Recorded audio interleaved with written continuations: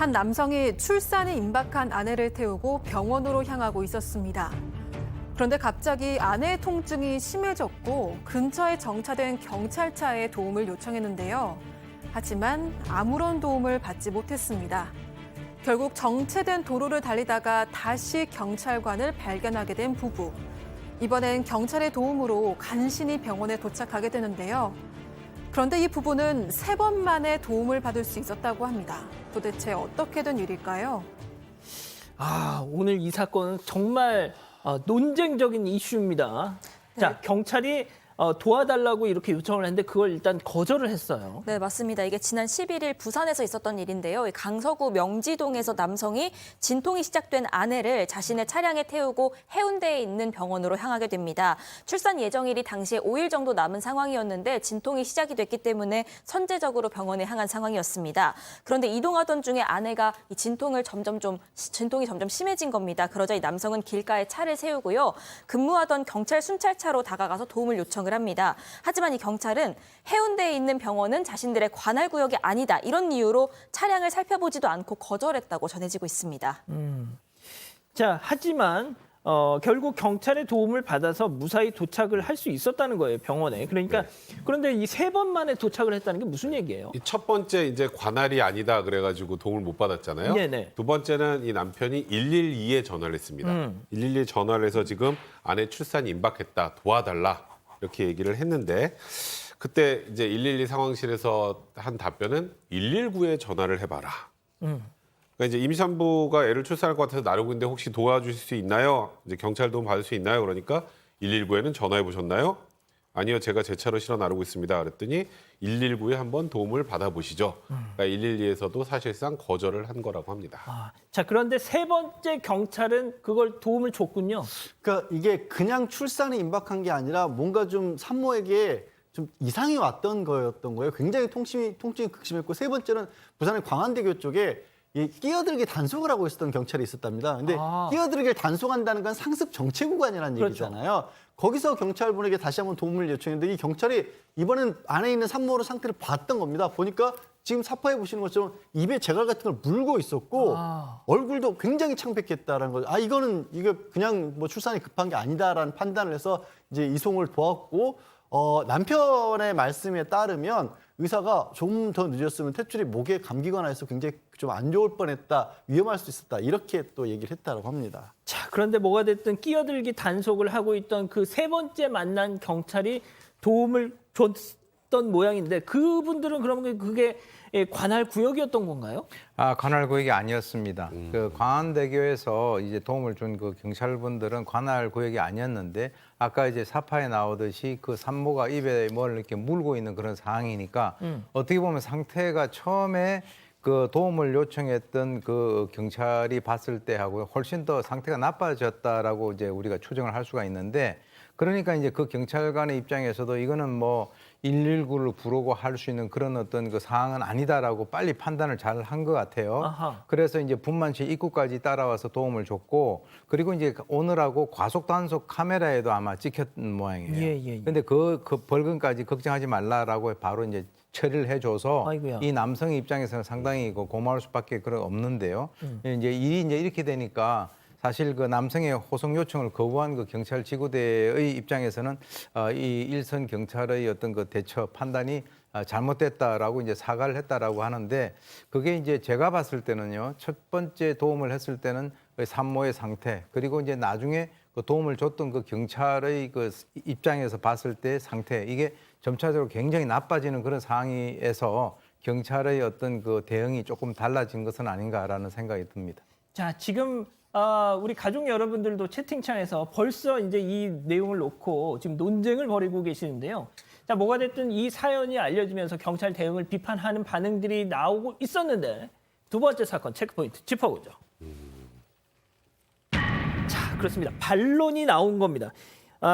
현직 경찰이 등판을 했다고요. 네, 직장인 익명 커뮤니티 게시판에 임신부 경찰차 에스코트 그만하겠습니다. 이런 제목으로 글이 올라왔습니다. 자신을 경찰청 소속이라고 밝혔는데요. 이 작성자는요. 이거는 관할구역 시스템상의 문제가 아니다. 이렇게 밝혔습니다. 경찰은 범죄 그리고 긴급신고 112다. 응급구조할 수 있는 능력도 없고 그럴 만한 장비도 없다. 이렇게 글이 시작이 됩니다. 제보 영상 보면 30km 구간인데 그럼 최소 1시간이 넘게 걸린다는 겁니다. 옆 동네도 아니고 1시간 넘게 걸리는 곳으로 이동을 하다가 정작 맡고 있는 구역에서 강력 사건 나면 그 공백은 대체 어떡하라는 거냐라고 지적을 했습니다. 그러면서 응급 환자는 119에 신고해서 도움을 받는 게 맞지 않느냐면서 병원 가는 도중에 112에 신고할 여유는 있고 정작 응급처치가 되는 119에 신고한 여력은 없는 거냐 이렇게 지적을 하기도 했습니다. 그러면서 이거 경찰차 에스코트 받으려는 건데 나는 절대로 앞으로 이런 일이 생기면 임신부를 경찰차 뒤에 태우지도 않을 거고 에스코트 하지도 않을 거다. 왜냐하면 당신 그러니까 제보자 때문이다라고 비판했습니다. 자, 쟁점이 좀 있어요. 처음부터 아까 이 기자가 소개한 그 글의 주인공 주장처럼 처음부터 119를 불렀어야 하는 거 아니냐. 자, 두 번째, 부산 이 광서구에서 좌동, 해운대구 좌동까지는 거의 뭐 진짜 서울로 치면 강서에서 이 강동까지 약간 이런 그 아주 먼 거 20km가 넘는 그런 거리라고도 하던데 아니 그런 식으로 장거리를 달리자고 했다면은 경찰도 그렇게 위급한 상황은 아니었을 것이다. 첫 번째 그 경찰도 그렇게 판단을 했을 것던 게 아니냐 뭐 이런 지적도 있고 서부산권 그러니까 강서 쪽에도 종합병원, 대학병원 많은데 왜 굳이 이렇게 해운대 좌동에 있는 병원까지 가려고 했느냐 뭐 이게 참 뭐 있더라고요. 네, 다양한 그 의견이 나올 수가 있는데요. 이제 이렇게 제가 처음에 아마 이제 관할을 따지면서 동의를 하지 않았던 그 순찰차 같은 경우는 예컨대 이렇게도 우리가 생각을 할 수 있습니다. 그 순찰차가 만약에 이제 산모를 에스코트해서 그 먼 데까지 가고 있는데 갑자기 그 지역 내에서 어떤 사건이 발생해가지고 자 순찰차 출동했는데 저 지금 이제 그 에스코트하고 가고 있습니다라고 하면 아마 그 윗사람의 입장에서는 너 지금 뭐 하고 있냐? 왜 지금 우리 이쪽 관할 하지 않고 그쪽에 가고 있느냐? 이제 이런 것을 갖다 좀 의식을 했을 수도 있고요. 그리고 이제 아까 말씀 나왔던 그 112와 119에 있어서 사실은 이제 소방 같은 경우는 그런 것들이 시스템이 되어 있거든요. 그래서 이제 112를 갖다가 불렀을 때 아까 얘기 나온 그 명지하고 해운대 같으면은 김포에서 잠실까지의 거리다. 그리고 가까이 있는 그 병원으로 가는 것이 더 옳지 않느냐, 굳이 거기까지 가야 되느냐 하는 이런 여러 가지 논란이 있을 수가 있습니다. 그런데 어쨌건 간에 제가 봤을 때는 이것이 그래도 마지막으로 그 경찰이 관할을 갖다가 이제 고려하지 않고 그 산모를 병원까지 데려다 준 그 상황에서 해피엔딩으로 끝났다라고 하는 그런 측면에서는 이것도 한번 우리가 사회적으로 여러 가지 좀 이렇게 생각을 해볼 수 있는 그런 그 논제가 아닌가라고 생각이 듭니다.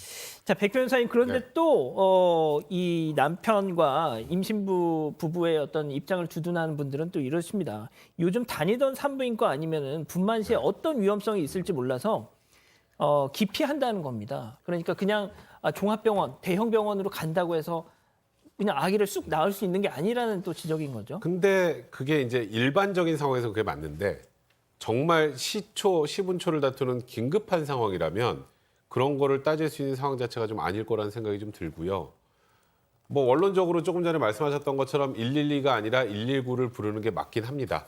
왜냐하면 뭐 일단은 긴급하게 분만할 수 있는 분만 장비들까지 다 갖추고 있기 때문에 응급 상황이라면 다만 저는 이제 첫 번째 경찰의 대응이 좀 아쉬웠던 건 우리 관할 구역을 넘어서서 안 되겠습니다라는 차가운 답변이 아니라 일단 임신부가 지금 곧 아이를 출산에 임박한 정도의 상황이고 꼭 그곳을 가야 하겠다고 하는 정도 상황이라면 그러면 그 관할 바깥에 반대쪽에 있는 경찰서하고 좀 연계를 해서 좀 어느 정도까지 성의를 좀 보이면서 진행을 했었더라면 이런 논란으로부터 좀 더 자유롭지 않았을까. 물론 경찰분은 너무 힘드신 건 압니다만 결국은 굉장히 위급한 상황이었기 때문에 그런 아쉬움이 드는 것도 사실입니다. 자, 양 변호사님도 좀 말씀 주시죠. 그러니까 원칙적인 부분은 저도 119 쪽에 연락을 취하는 게 많은데 아마 이분도 처음에 시작했었을 때는 그렇게까지 급급한 상황이 아니었기 때문에 아마 이렇게 뭐 자기의 자가 차량을 이용했던 것 같고요. 그럼 이제 그런 상황 자체를 처음에 경찰분을 마주쳤을 때부터 아예 경찰분도 안에 있는 상황을 몰랐던 거 아니에요. 그랬더라면 좀 융통성이 좀 생길 수도 있지 않았을까 싶습니다. 예.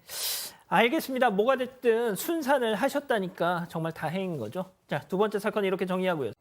가족 여러분, 잊지 마시고 구독과 좋아요 알림 설정 여기.